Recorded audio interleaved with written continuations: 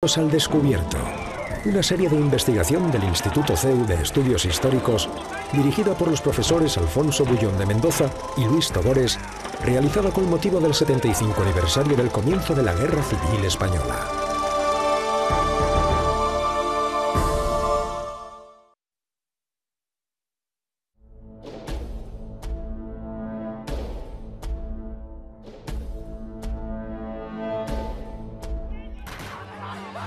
El 14 de agosto de 1936, los soldados del teniente coronel Yagüe tomaban al asalto las murallas de Badajoz en su avance sobre Madrid. La batalla por la ciudad y la represión que siguió a la entrada de los legionarios irregulares se convirtió en una noticia de importancia internacional. Se han escrito ríos de tinta sobre estos combates y sus consecuencias, pero 75 años después, los españoles seguimos debatiendo sobre lo que realmente ocurrió.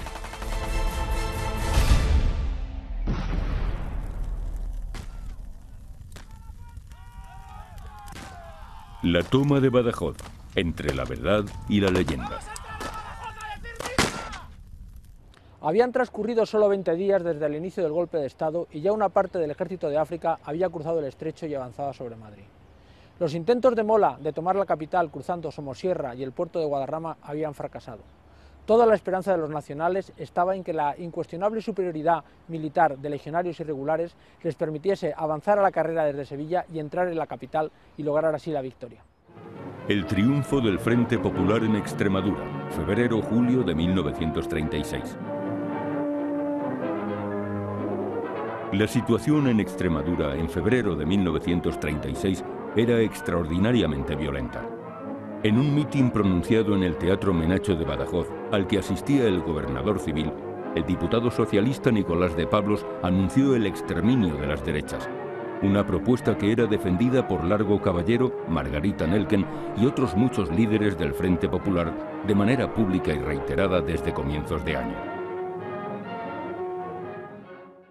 En las semanas previas existía un ambiente casi revolucionario, una revolución latente.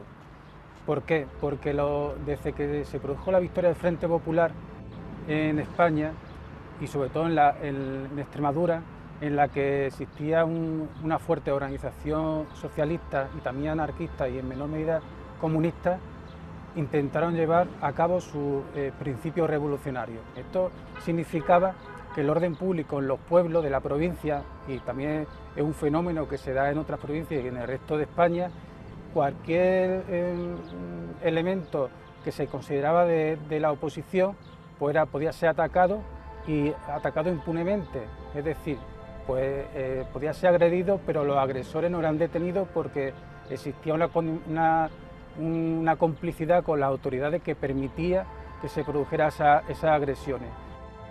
Las milicias obreras hacían instrucción, desfilando por los pueblos, gritando UHP, creando un ambiente de terror entre sus enemigos políticos. Existía una clara connivencia entre los que se autollamaban guardias rojos y las nuevas autoridades republicanas del Frente Popular. En marzo del 36 se produce unos asaltos de fincas, unos asaltos que una parte de la historiografía ha dicho que era espontáneo, pero no, existen unas instrucciones previas, una semana antes, que se mandaron a todas las casas del pueblo. Esta era la situación antes del comienzo del golpe militar, lo que obligó al expresidente de la República, Niceto Alcalá Zamora, a pedir al gobierno que tomase medidas para mantener el orden ante el giro revolucionario que estaban tomando los acontecimientos. En este estado de cosas se produjo la rebelión militar del 18 de julio, un golpe de Estado que se venía preparando desde hacía varios meses y que tuvo como detonante inmediato el asesinato por militantes socialistas estrechamente vinculados al gobierno y por miembros de las fuerzas de seguridad del Estado del jefe de la oposición monárquica, José Calvo Sotelo.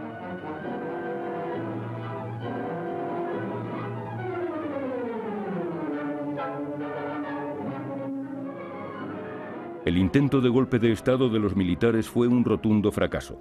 La situación rápidamente degeneró en una larga guerra civil.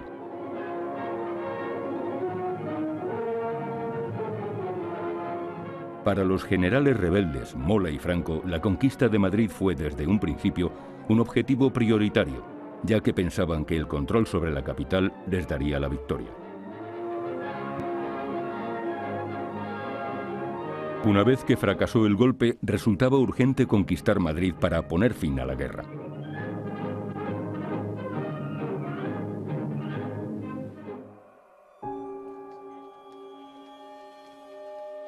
Con el comienzo de la guerra en Extremadura, empezó la caza y captura de católicos, derechistas, falangistas y de cualquier persona que se pudiese considerar, con motivo o sin él, contraria al Frente Popular. Comenzaba así una larga lista de asesinatos de españoles de toda edad, sexo y condición social.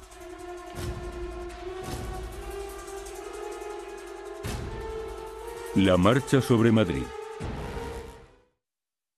El 2 de agosto de 1936 salía desde Sevilla la columna del teniente coronel Asensio Cabanillas. Su objetivo era tomar Madrid.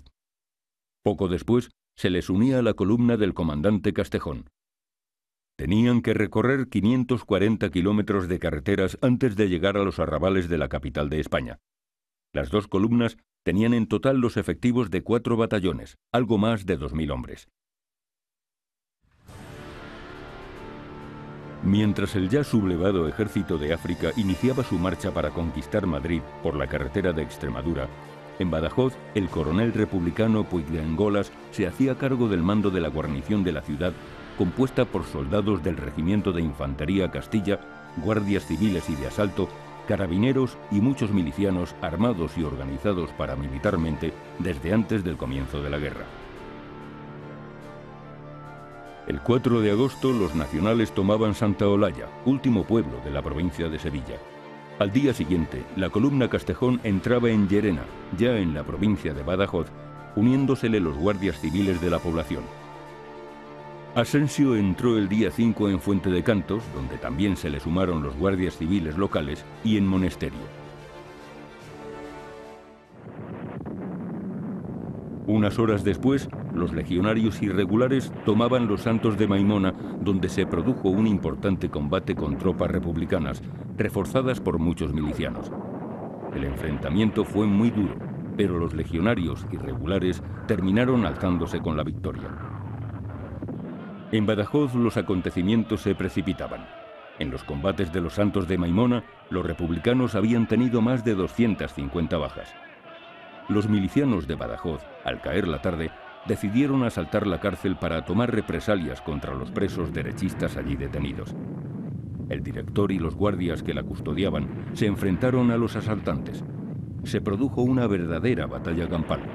La llegada de algunos guardias de asalto, aunque sin órdenes de la autoridad, impidió el asesinato de los detenidos.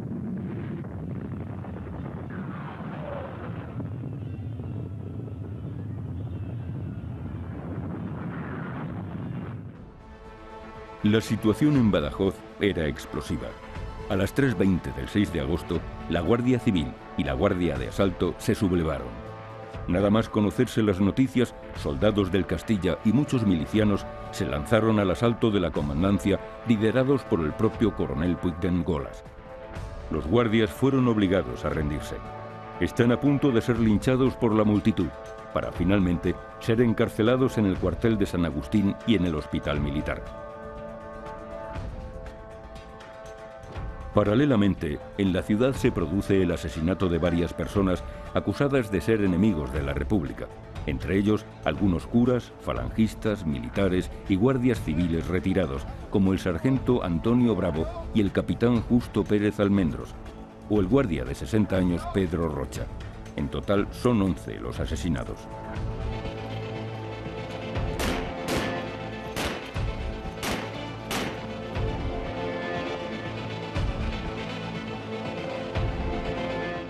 Estaba muy señalado mi padre porque tenía mucha influencia en la izquierda republicana. Él era de los capitostes de la izquierda republicana. Y hasta el punto de que cuando ordenó el gobierno detener a los derechistas peligrosos en la cárcel local, Bueno, pues mi padre se preocupó de que no detuvieran, por ejemplo, a sus tíos abuelos. Incluso yo recuerdo en el portal de casa de mi abuela Pilar que estaba refugiado el más rico de los tíos suyos, que era Antonio Álvarez. La discusión de mi padre con los milicianos para que no se lo llevaran con el pretexto de que estaba enfermo. Mientras tanto, las columnas del Ejército de África intentaban llegar a Badajoz, pero la resistencia republicana les impidió avanzar a la velocidad que requieren los acontecimientos.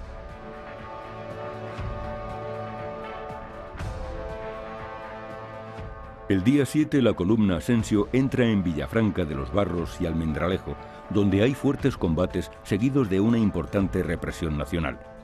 Zafra fue tomada el mismo día 7 por las tropas de Castejón. A mediodía del 11, los nacionales entraban en Mérida. La represión nacional ya ha causado en estas fechas varios cientos de muertos.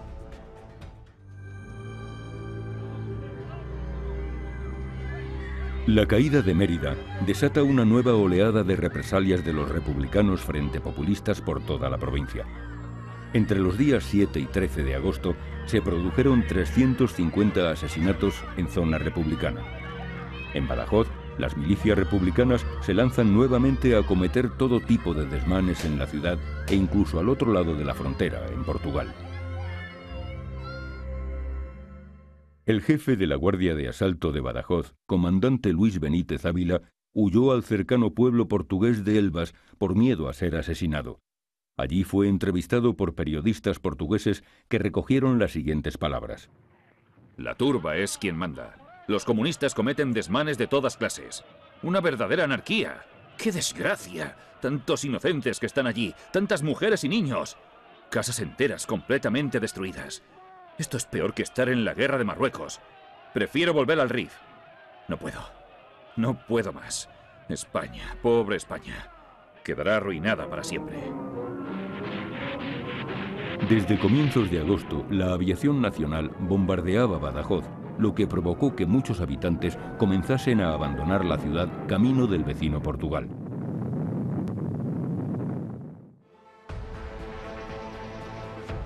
Corrección, portero 1. Corrección. 20 grados norte. ¡Listo! El 13 llegan las tropas de Yagüe ante las murallas de la ciudad. La artillería nacional tomó posiciones en la altura de Cerro Gordo, a pocos kilómetros de las murallas, comenzando a disparar sobre ellas. Atención, mortero 1. ¿Preparados? ¿Listos? ¡Fue! ¡Go!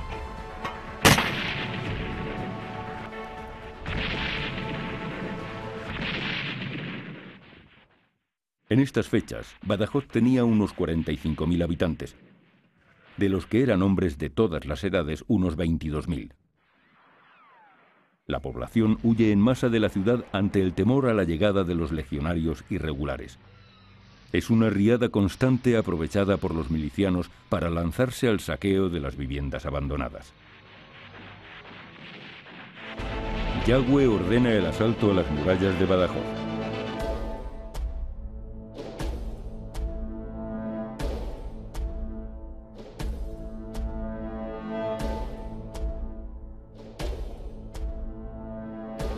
El día 13, los nacionales toman al otro lado del arroyo Rivilla la barriada extramuros de San Roque. ¡Alto!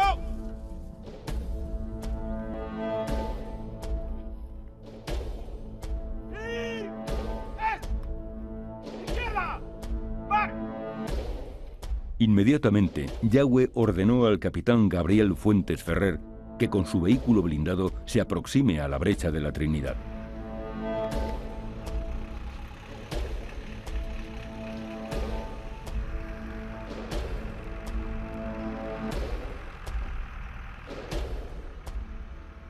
La víspera de nuestra entrada en Badajoz, avancé con los vehículos de asalto en dirección a Puerta de Trinidad. Cuando estábamos bastante próximos de aquel baluarte, Salieron de las murallas un teniente y 4 o 5 soldados desarmados con bandera blanca que agitaban los brazos en señal de rendición. En vista de esta actitud, salí del vehículo juntamente con 2 guardias.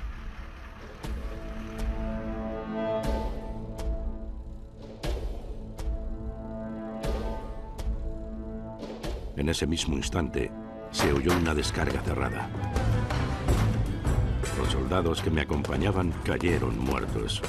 Y si no hubiera sido por la sangre fría de mi conductor, que me cogió del cuello para dentro del vehículo, hubiera corrido la misma suerte.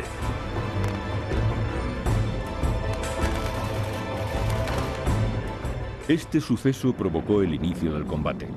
A las 9 de la noche del 13, las tropas moras de Castejón lograron entrar en el cuartel de Menacho, logrando hacerse con el control de todo el recinto a las 11. Después de un durísimo combate, y a pesar de ser tiroteados desde el cercano cuartel de la Bomba, situado a unos 200 metros, que estaba construido en uno de los baluartes de las murallas de la ciudad. ¡Fue! ¡Go!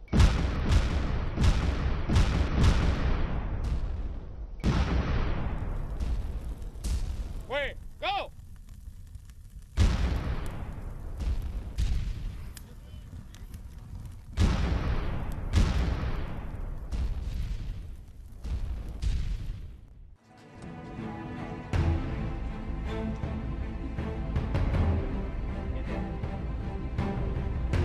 A primeras horas de la mañana, los militares defensores del cuartel de la Bomba desertan y se pasan a los rebeldes, permitiendo la entrada a los hombres de Castejón.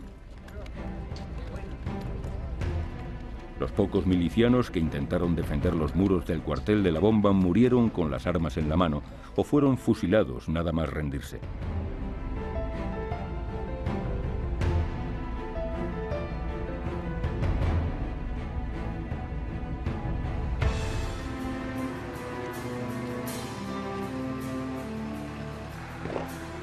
A la 1 del mediodía del día 14, los legionarios de la Quinta Bandera y del segundo Tabor de Ceuta de Amador de los Ríos, procedentes del cuartel de la Bomba, empiezan a avanzar por la calle de Pedro de Valdivia.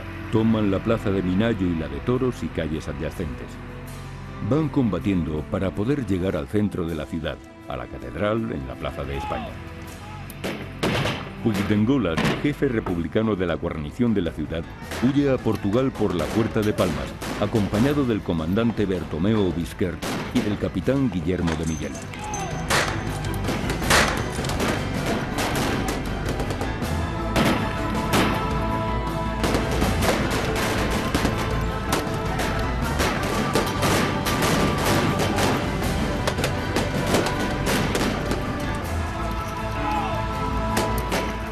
Yagüe no tuvo noticia de la entrada de las tropas de Castejón en la ciudad, pues parece que el enlace que tenía que comunicarle la entrada de los hombres de Amador de los Ríos cayó muerto.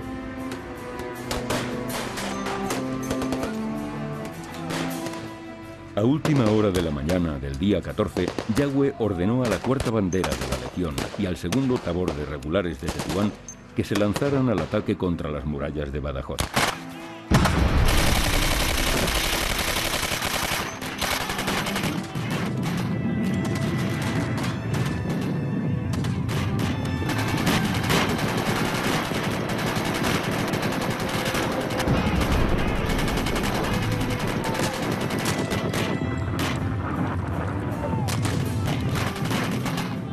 Dos horas después de la entrada de Castejón en la ciudad, a las 3 de la tarde, desde el barrio Extramuros de San Roque, los legionarios de la 16 Compañía de la Cuarta Bandera se lanzan a pecho descubierto sobre la brecha abierta junto a la Puerta Trinidad, defendida por milicianos, carabineros y soldados con ametralladoras del regimiento Castillo.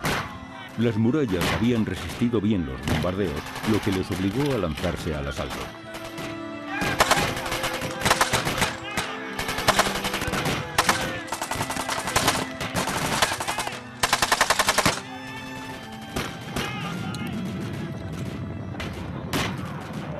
El capitán Rafael González y Pérez Caballero se lanzó al ataque con sus legionarios con las bayonetas caladas, avanzando a golpe de granada de mano. Los legionarios cantaban sus himnos a voz en grito sin dejar de avanzar, a pesar de que el fuego enemigo los abatía como bolas. Pérez Caballero, herido 3 veces, reunió al puñado de legionarios que aún se sostenían en pie y desde un terraplén a 100 metros de las barricadas enemigas se lanzó a un último asalto.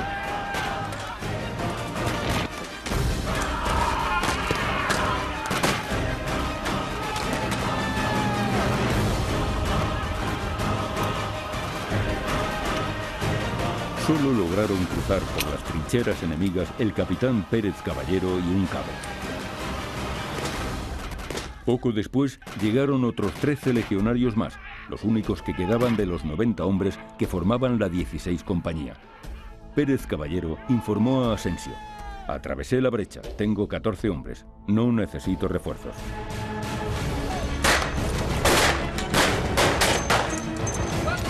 Los supervivientes de la 16 compañía entraron en la ciudad. Avanzaban siendo hostigados por pequeños grupos de fugitivos que les disparaban desde las esquinas y sufriendo el fuego de fusilería que les hacían desde la torre de la catedral.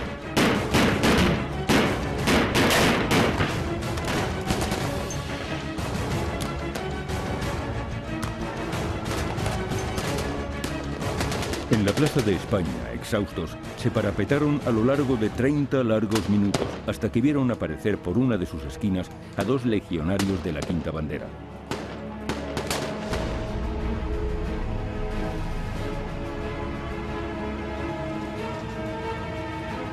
Simultáneamente, el segundo tabor de Tetuán del comandante Serrano Montaner había entrado en Badajoz por la puerta de Carros y la puerta Almohade semienterrada de la Alcazaba.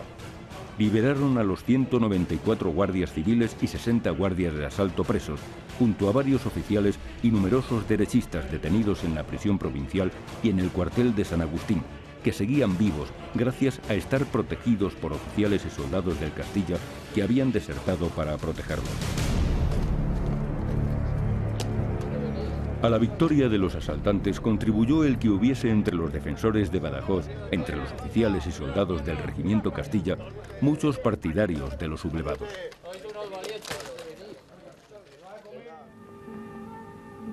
El último punto de resistencia de la ciudad fue la catedral, en la Plaza de España.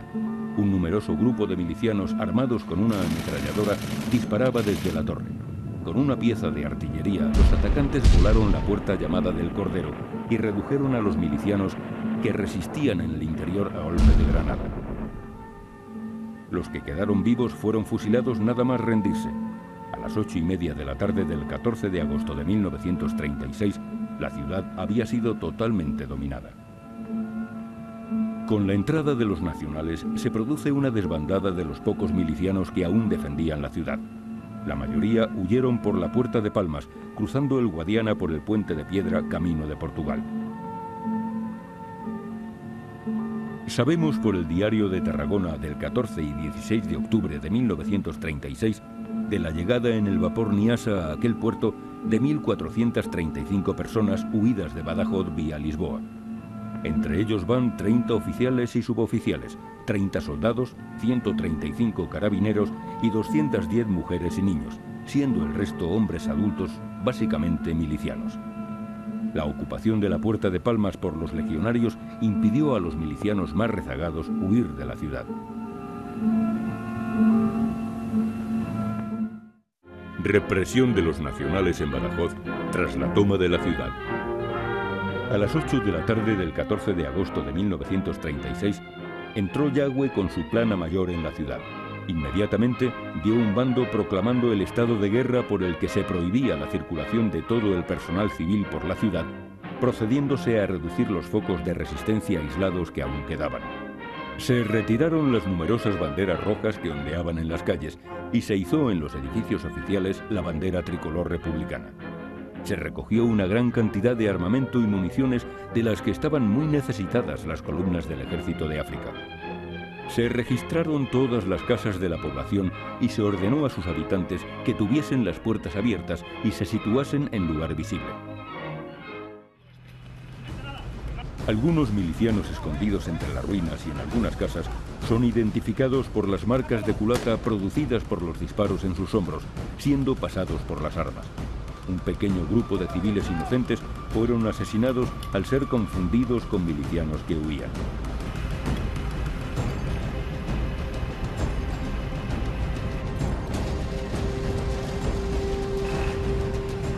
En el interior de la ciudad se hicieron pocos prisioneros. Los detenidos fueron llevados a la Plaza de España, frente al ayuntamiento, donde se fusilaron 70 milicianos. A otros presos los concentraron en el cuartel de la Bomba y en la Plaza de Toros. Se producen los primeros fusilamientos en el patio del cuartel de la Bomba y en las tapias del cementerio.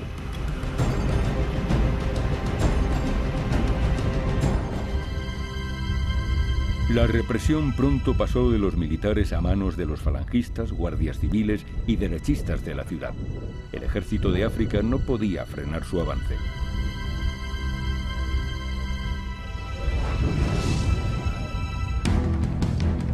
¡Prepárense para cargar! ¡Vamos! Hasta el 16 de agosto, 2 días después de la toma de Badajoz por los nacionales, el número de cadáveres que había en el cementerio, incluidos los fusilados en las primeras represalias y los muertos de ambos bandos en los combates, no sobrepasaban los 350. De estos, 44 eran soldados nacionales muertos durante el asalto.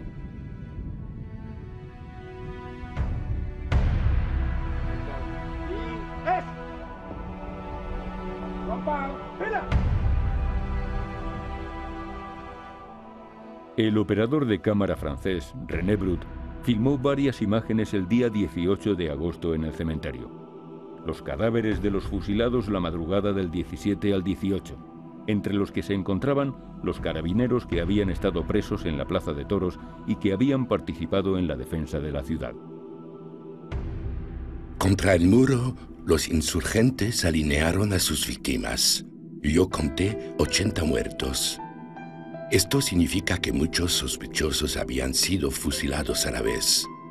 Dentro del cementerio me di cuenta entonces de que 100 cadáveres amontonados iban a ser quemados de un momento a otro. René Brut consigue un salvoconducto de la Alta Comisaría de España en Marruecos, que estaba en poder de los alzados, para poder trabajar en la España nacional. Entonces, el día 16 de agosto del 36, él está en Sevilla, como todos los corresponsales, y el día 17 toma imágenes, pues bueno, de la vida cotidiana de la ciudad. Badajoz había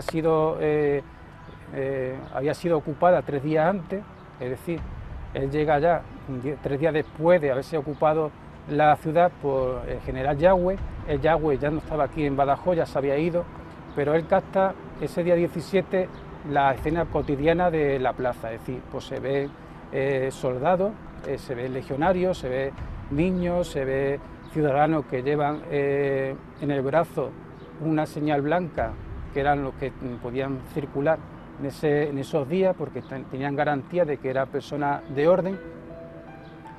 Y ese día 17 él tiene ya noticia de que en el cementerio pues había fusilados y que estaban siendo incinerados. La mañana del 18 de agosto, René Brut y el corresponsal del Intransigent, un periódico de París, lograron burlar a su escolta y fueron a visitar el cementerio de Badajoz. Allí vieron varios centenares de cuerpos calcinados, junto a otros a la espera de ser incinerados, entre los que estaban los carabineros fusilados esa misma madrugada. René Brut capta varios planos de los cuerpos. Hay que decir que no están humeantes, es decir, que llevan varios días sin humear, los que estaban calcinados. Varios planos también de lo que estaban sin calcinar y varias secuencias de los carabineros que habían sido fusilados en esa madrugada. Entonces, pues se puede distinguir perfectamente el uniforme de carabinero y se puede distinguir la gorra de carabinero y la insignia. Las cifras que los historiadores han dado inicialmente por buenas sobre la cantidad de muertos en combate y represaliados en agosto de 1936 son las aportadas por la veintena de corresponsales extranjeros que visitaron Badajoz nada más entrar los soldados de Yagüe en la ciudad y que nos han dejado varias crónicas sobre estos sucesos. En la actualidad, una vez consultadas nuevas y abundantes fuentes en diversos archivos, sabemos que en muchos casos estaban equivocadas en sus apreciaciones. En la actualidad, tenemos la certeza, con muy poco margen de error, del número de muertos llevados al cementerio hasta el día 18. no llegaban a 500. Esta cifra incluye el número total de fallecidos de ambos bandos en los combates y por la represión de los nacionales de los días 14, 15, 16, 17 y 18 de agosto. La mitad de estos muertos fueron causados por los fusilamientos de los nacionales entre los partidarios del Frente Popular de la ciudad.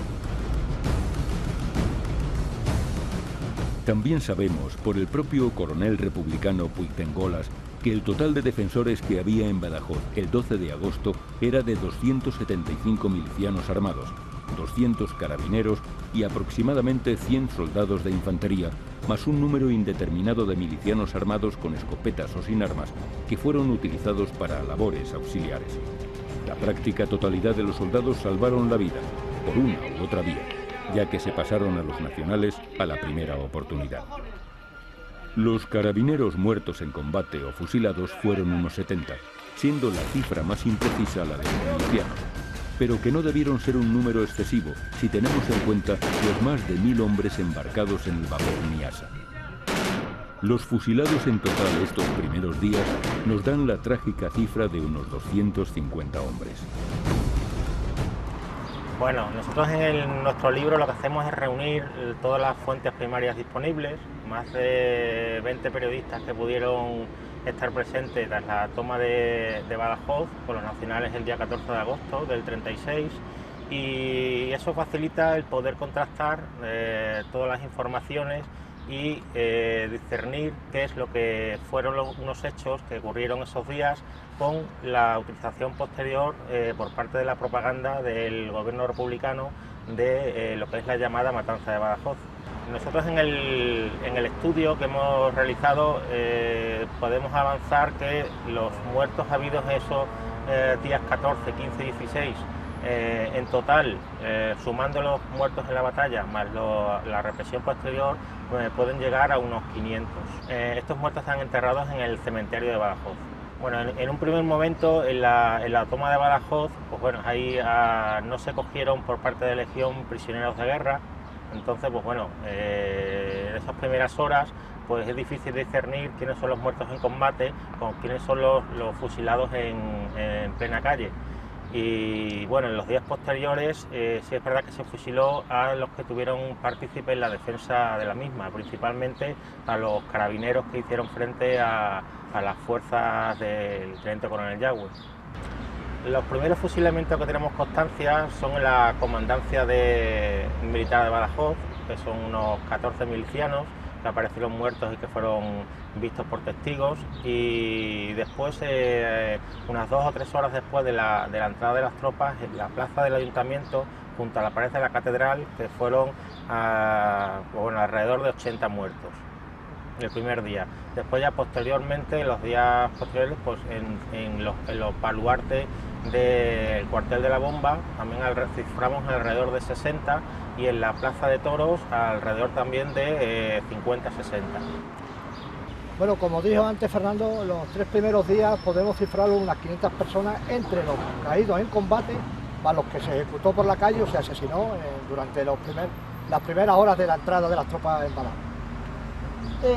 ¿Continuaron los fusilamientos durante los demás días? Sí, se prolongaron durante años, con consejos de guerra.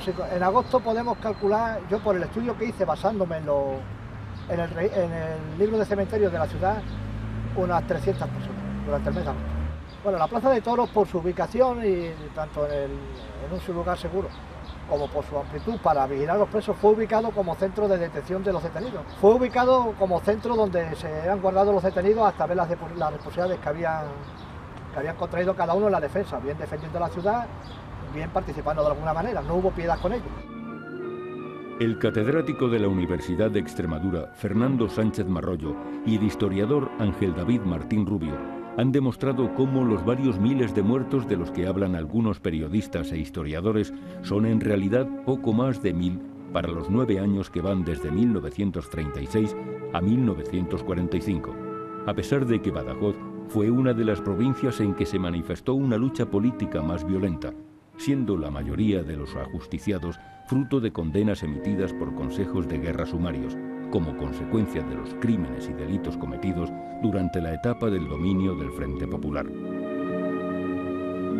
Durante años, el mito de la matanza de Badajoz se ha sostenido sobre las fantasías o las mentiras conscientes de algunos corresponsales de guerra, poco profesionales o abiertamente partidarios del Frente Popular, que han llegado a hablar de 9.000 fusilados solo en los primeros días tras la toma de la ciudad por los nacionales. Hoy día sabemos que en Badajoz existió una fuerte represión, pero también sabemos que esta fue inteligentemente instrumentalizada por los medios de comunicación al servicio de la Segunda República. La matanza de Badajoz sirvió para demonizar al bando nacional al mismo tiempo que para exculpar los pecados que se cometían en Madrid y en otras ciudades de España por el Frente Popular. La única batalla que verdaderamente ganó la República fue la batalla de la comunicación. Los corresponsales de guerra y el nacimiento del mito de Badajoz. La guerra de España se convirtió desde un principio en una noticia de interés mundial. Fueron muchos los periodistas extranjeros que se acreditaron para seguir la guerra desde ambos bandos, pero sin duda, el que nos ha dejado una información más fiable sobre Badajoz fue el portugués corresponsal del Diario de Lisboa, Mário Neves. Fue el primer periodista extranjero que entró en la ciudad y cuyas crónicas han sido, por su indudable interés, las más estudiadas. Bueno, pues fundamentalmente el primer periodista, la primera noticia que se dio de lo que estaba ocurriendo en Badajoz, la dio un periodista portugués muy joven que se llamaba Mário Neves, que logró cruzar la frontera, junto a un grupo también, junto a un par de periodistas franceses, pero él fue el que tiene el honor histórico, entre comillas, de haber dado la exclusiva de lo que estaba ocurriendo, porque publicó la primera noticia. A mí me parece que tiene más autenticidad Mário Neves, que como todos los periodistas de agencia, lo que tienen que pugnar porque su nota se publique antes que otras muchísimas más. Entonces siempre buscan el perfil más periodístico, ¿no? Casi en el peor sentido del término. Pero Neves, cuya crónica se ajusta bastante a la verdad, no da ninguna cifra escandalosa. Sus palabras coinciden con los ya citados 500 muertos. Sin embargo, la crónica que más repercusión internacional tuvo, y que para algunos historiadores sigue teniendo, es la del corresponsal norteamericano del Chicago Tribune, Jay Allen, un izquierdista convencido muy militante, amigo de Negrín, Araquistáin y Álvarez del Valle, todos ellos destacados miembros del PSOE. Allen es un sensacional escritor y un genial mentiroso. Es el principal inventor del mito de la matanza de la Plaza de Toros de Badajoz. Entonces, Jay Allen tiene varios textos periodísticos donde establece un poco el criterio del corresponsal de la época. Entonces, él lo que dice es que un corresponsal no tiene que ser objetivo en el sentido de equilibrado, sino que tiene que dejar clara cuál es su punto de vista. Y el lector no tiene por qué compartir ese punto de vista. Entonces ya está de alguna manera hablando de un tipo de periodismo que pertenece a una época muy ideologizada, donde no se puede pedir otro tipo de periodismo más que ese. Hoy sabemos que mucha de la información que daban los corresponsales no estaba contrastada, era sensacionalista, pues era lo que demandaban los editores y querían escribir los propios corresponsales. O sencillamente eran inventadas, cuando no conscientemente manipuladas, como en el caso de los artículos de Jay Allen. Eso es pura propaganda, eso es algo que se utilizó en Madrid para asustar a la población y movilizarla ante la llegada inminente del ejército africano, de los moros, con todo lo que suponía, y todo eso es porque ya estaba en el imaginario colectivo y sobre todo en el imaginario también internacional lo que había ocurrido en Badajoz. Y ese es el mérito de la crónica de Jay Allen, que él fue el que propuso ese tipo de discurso. Aquello de las famosas visitas a la Plaza de Toros, donde se torturaba gente, eso es mera propaganda de guerra, ¿no? Desde ese punto de vista, la crónica de Jay Allen tiene, como te digo, más interés por el modelo que va a implantar que por los datos en sí mismos, porque los datos en sí mismos son de una persona que llega bastantes días después y que es un testigo muy relativo porque está hablando por personas interpuestas, tiene mucha menos credibilidad, evidentemente, que Neves. Las crónicas de Jay Allen sobre Badajoz han sido durante mucho tiempo consideradas como unas de las mejores escritas durante la Guerra Civil Española. auténticos clásicos del reporterismo de guerra y por tanto tomadas erróneamente como documentos irrefutables. Tenemos pruebas de que Jay Allen no estuvo en Badajoz en agosto de 1936. Sus famosos artículos son una invención, pura propaganda al servicio del Frente Popular. Fueron escritos con el fin de poner a la opinión pública mundial a favor de la República Española, haciendo olvidar sus desmanes mediante la exageración de los cometidos por sus enemigos. Los miles de asesinatos de Badajoz son pura propaganda de guerra a favor del Frente Popular.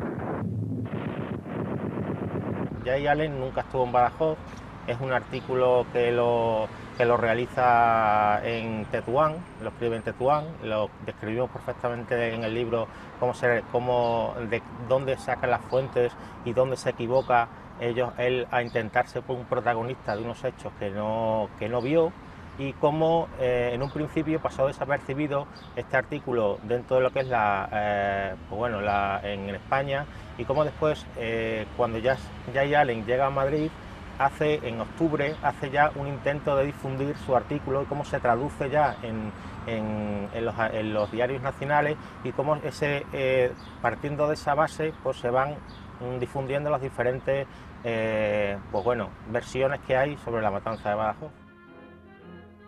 Así, desde los años 60, muchos historiadores han dado por buenas estas crónicas sobre el genocidio cometido en Badajoz por Yagüe y sus legionarios.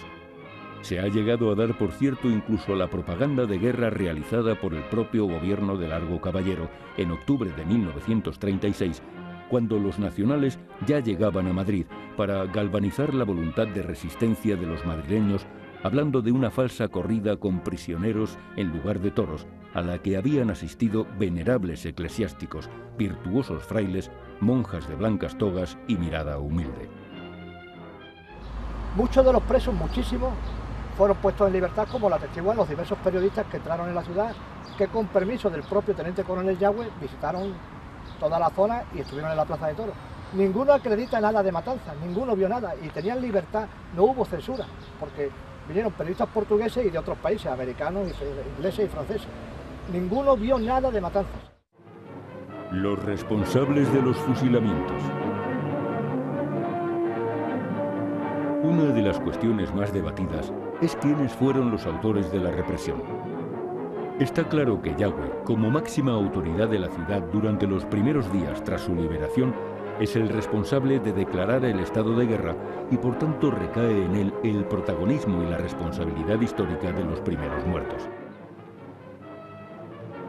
Pero la realidad es que tras los primeros fusilamientos por parte de los miembros del Ejército de África, a partir del día 16, la represión queda en manos de falangistas y sobre todo de la Guardia Civil y de los guardias de asalto recién liberados. Sabemos por los testimonios de Fernando Galán Luengo, hijo de un cabo primero de la Guardia Civil, que fueron los guardias civiles los que llevaron el peso de las ejecuciones en la represión nacional en Badajoz.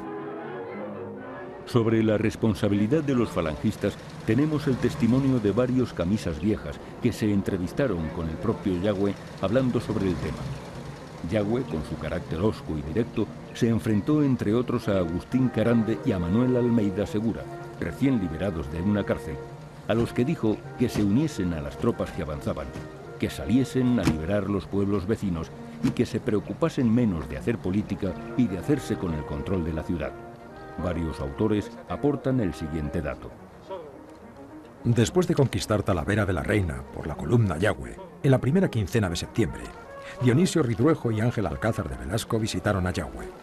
Ridruejo abrigaba la esperanza de lograr que el jefe de la Legión aceptara como camisa vieja un puesto de responsabilidad en la Falange, que conocía una bajada de prestigio por la ausencia de José Antonio Primo de Rivera y de otros jerarcas que se hallaban en la zona republicana. En esta ocasión, Dionisio expresó: «Parece que en Badajoz ha habido una tremenda matanza de rojos», añadió Alcázar de Velasco. «Algo horrible». Yagüe contempló a los dos falangistas y sin vacilar replicó: «Yo no he intervenido más que en la conquista de la ciudad, lo que me ha costado a muchos de mis hombres. Luego he proseguido la marcha, porque Madrid nos aguarda, y no hay que perder el tiempo en asuntos que no son militares».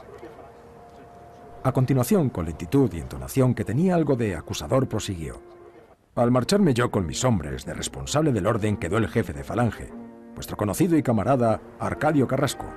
Pedidle que os explique lo que decís que fue la horrible matanza.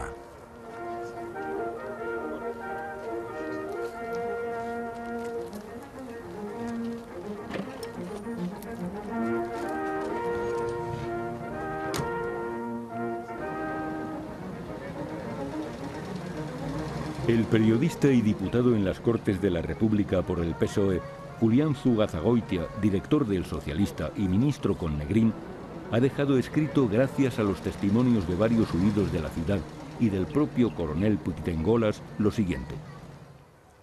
Dudo mucho, conociendo la posición política de Yagüe, que le alcancen responsabilidad en semejante carnicería humana.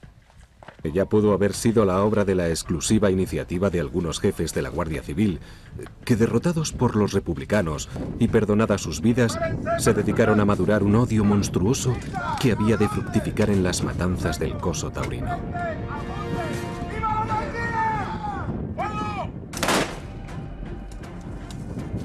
En la actualidad son muy pocos los testimonios que quedan de aquellos días.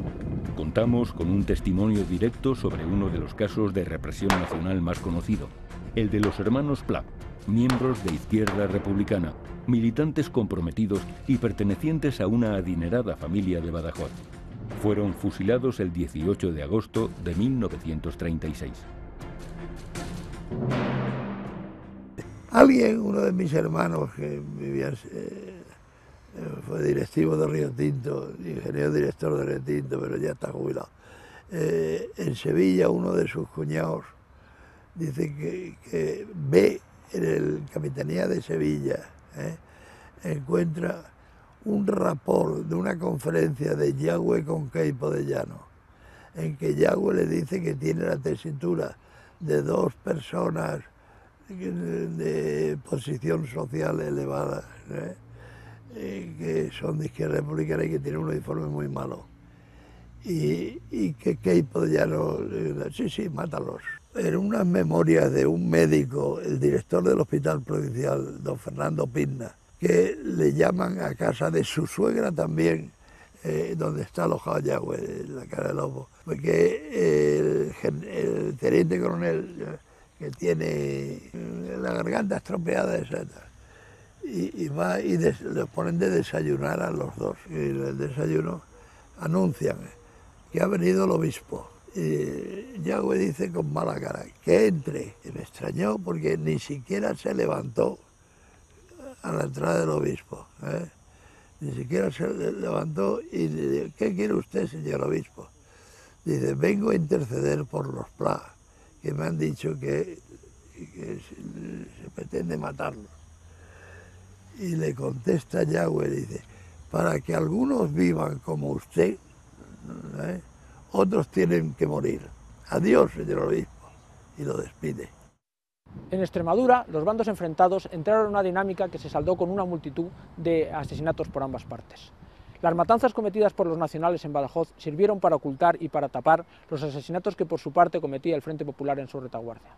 En Badajoz comenzaba una batalla propagandística que dura hasta la actualidad y que no nos permite todavía conocer la verdad de aquellos sucesos.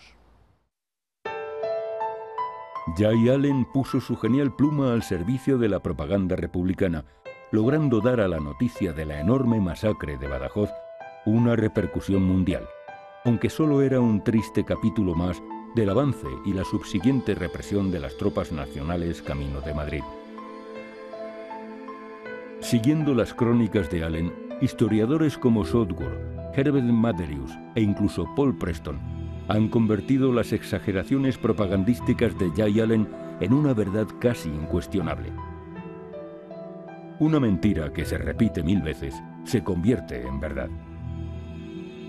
Lo cierto es que en Badajoz hubo la nada despreciable cifra de 500 muertos entre combatientes y represaliados, siendo menos de 400 los hombres fusilados por los nacionales al ser tomada la ciudad. Cualquier otra cifra que se baraje es radicalmente falsa.